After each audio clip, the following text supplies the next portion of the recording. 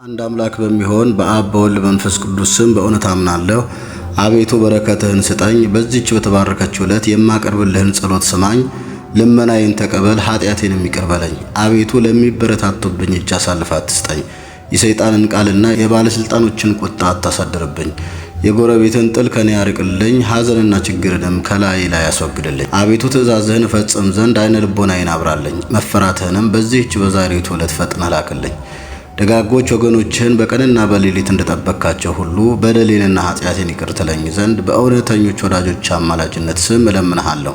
አቤቱ በፊተኛውም ሆነ በኋለኛው ኃጢአቴ ማረኝ፣ ይቅር በለኝ። ከምቀኛና ከተንኮለኛ እንዲሁም በእኔ ላይ ክፉ ለማድረግ ከሚፈልጉ ሁሉ ፈጽመህ አድነኝ። በአንተ እታመናለሁ፣ አቤቱ ከአንተ ሌላ አምላክ የለምና። አምላኬ ሆይ ስማኝ፣ ፈቃዴንም ፈጽምልኝ። ወገኖችህ የጥምቀት ልጆችንም ጠብቃቸው።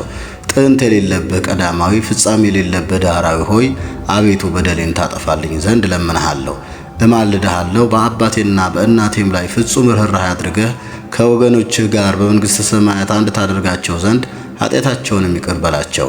ኃይል፣ ምስጋና፣ ጌትነትና መንግሥት ያንተ ናትና ከኃጢአቴ ፊትህን መልስ፣ ቸርነትህንም ከኔ አታርቅ። አቤቱ በቸርነትህና በይቅርታ ልመናዬን ትሰማኝ ዘንድ እለምንሃለሁ። ክብር፣ ጌትነትና ምስጋና ለአንተ ይገባል ለዘላለሙ አሜን። በመለኮተ ስሉስ ቅዱስ ገጽታዬን አማትባለሁ። በመለኮተ ስሉስ ቅዱስ በፊቴ አንጻር አማትባለሁ። በመለኮተ ስሉስ ቅዱስ በስተኋላዬ አማትባለሁ። በመለኮተ ስሉስ ቅዱስ ወደ ቀኝ አማትባለሁ። በመለኮተ ስሉስ ቅዱስ ወደ ግራ አማትባለሁ። በመለኮተ ስሉስ ቅዱስ በመላ ሰውነቴ አማትባለሁ። ይልቁንም ኃጥእና በደለኛ የሚሆን በዚህ ዓለም በሕይወት በምኖርበትና ከሞትኩም በኋላ በሚመጣው ዓለም ርኩሳን መናፍስት እንዳይቀርቡኝና እንዳይፈታተኑኝ እግሮቼንና እጆቼን መቀመጫና መቆሚያዬን መውጫና መግቢያዬን ሁሉ በመለኮተ ስሉስ ቅዱስ አማትባለሁ። አንድ ሲሆኑ ሶስት፣ ሶስት ሲሆኑ አንድ ለሚሆኑ ለአብ ለወልድ ለመንፈስ ቅዱስ አንዲት ስግደት ሰግዳለሁ። በዚህም ሥላሴ በገጽ ሶስት በመለኮት አንድ መሆናቸው ይታወቃል። በገጽ ሶስት ስለመሆናቸው ሶስት፣ በመለኮት ትክክል ስለመሆናቸው አንድ ይባላል። በልዩ ሶስት የሚሆን አብ ወልድ መንፈስ ቅዱስ በአነዋወር ትክክል በመሆናቸው አንድ እግዚአብሔር እንላለን።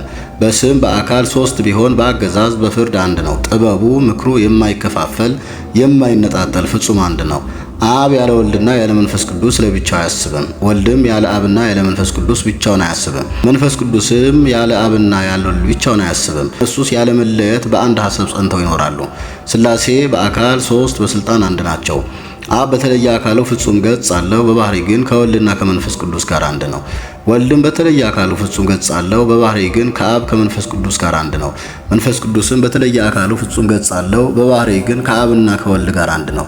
አብ በተለየ ስሙ አብ ሲሆን በመለኮቱ ግን ከወልድ ከመንፈስ ቅዱስ አይለይም። ወልድም በተለየ ስሙ ወልድ ሲሆን በመለኮቱ ግን ከአብ ከመንፈስ ቅዱስ አይለይም። መንፈስ ቅዱስም በተለየ ስሙ መንፈስ ቅዱስ ሲሆን በመለኮቱ ግን ከአብና ከወልድ አይለይም። የአብ ስም ተለውጦ ወልድ ወይም መንፈስ ቅዱስ አይባልም። በመለኮቱ ግን ከወልድ ከመንፈስ ቅዱስ ጋር ትክክል ነው። የወልድ ስም ተለውጦ አብ ወይም መንፈስ ቅዱስ አይባልም። በመንግስቱ ግን ከአብ ከመንፈስ ቅዱስ ጋር ትክክል ነው። መንፈስ ቅዱስ ስምም ተለውጦ አብ ወይም ወልድ አይባልም። የመለኮቱ ፈቃድ ግን ከአብ ከወልድ ጋር ትክክል ነው። አብ አባት በመሆኑ ከባህሪ ልጁ ከወልድ ከባህሪ ሕይወቱ ከመንፈስ ቅዱስ አይበልጥም። ወልድም ከአባቱ አያንስም። ከባህሪ አባቱና ከባህሪ ሕይወቱ ከመንፈስ ቅዱስም ጋር አንድ አነዋወር ነው እንጂ። መንፈስ ቅዱስም ያለ መጉደልና ያለ መበላለጥ ከአብና ከወልድ ጋራ በምክርና ባነዋወርም ትክክል ያለ መለየት በጥበብ አንድ ናቸው። በመንግስት ትክክል በአካል በመለኮት አንድ ናቸው። የአብ የወልድ የመንፈስ ቅዱስ ሶስትነታቸው አንድነታቸው እንደዚህ ነው። ሶስትነታቸው በትጉሃን መላእክት ምስጋና ይታወቃል። ኪሩቤልና ሱራፌል ሊቃናትም ቅድመ ዓለም የነበረ ዓለምን አሳልፎ የሚኖር የአማልክቶች አምላክ እርሱ እግዚአብሔር ቅዱስ ቅዱስ ቅዱስ ተብሎ መመስገን ይገባዋል እያሉ በአንድ ቃል ያመሰግኑታል። በዚህም ምስጋና አርባዕቱ እንስሳ ለአምላክነቱ በመገዛት በአንድነት ሥላሴን ያመሰግናሉ። መንፈሳውያን የሆኑ ሱራፌልም ሶስትነቱንና አንድነቱን ለማጠየቅ አሸናፊ እግዚአብሔር ቅዱስ ቅዱስ ቅዱስ ተብለህ ትመሰገናለህ፣ የጌትነትህም ምስጋና በሰማይና በምድር የመላ ነው እያሉ ኃይል ገንዘቡ ለሚሆን አምላክ ምስጋና ያቀርባሉ። በዚህ ምስጋና ቃል የሥላሴ አነዋወር ይታወቃል። እነሆ ለሶስትነቱ ምስጋና በሚያቀርቡበት ጊዜ ቅዱስ ብሎ ማመስገን ከሶስትነቱ አይወርድም አይወጣምና እኛም እንደዚሁ መለኮቱ ሥላሴን እናመሰግናለን። የተመሰገነ አብ ልዑል ነው፣ የተመሰገነ ወልድም ክቡር ነው፣ የተመሰገነ መንፈስ ቅዱስም ታላቅ ነው እያልን ልዩ ሶስት ለሚሆን እንሰግዳለን። በሶስትነቱ ፈጽመን እናመልክበታለን፣ እሱንም እናመሰግነዋለን ለዘላለሙ በእውነት። አብ ወልድ መንፈስ ቅዱስ በገጽ ሶስት በባህርይ አንድ ናቸው። በስም ሶስት በመንግስት ትክክል፣ በአካል ሶስት በመለኮት በችሎታ ሁሉ አንድ ናቸው።